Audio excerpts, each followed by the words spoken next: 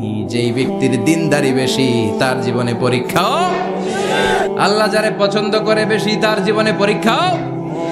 নমরুদ বলল, ইব্রাহিম ঈমান ছেড়ে দাও, তাহলে জানে বেঁচে যাবা, নাইলে আগুনে ফেলবো।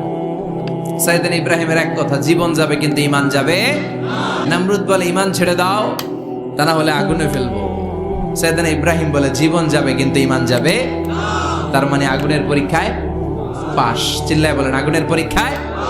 পরীক্ষা নাম্বার 2, একটার পর একটা পরীক্ষা নিতে আল্লাহ শুরু করলেন। আল্লাহ বললেন, ইব্রাহিম যাও, কলিজার টুকরা সন্তানকে আর হাজারকে মক্কার ধুধু প্রান্তরে ফেলে দিয়ে আসো।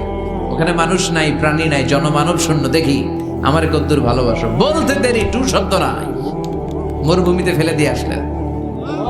তার মানে পরীক্ষা নাম্বার 2তেও, কথা বলেন, 2তেও। পরীক্ষা নাম্বার 3, আল্লাহ বললেন, ইব্রাহিম দেখি তোমার হৃদয় আমার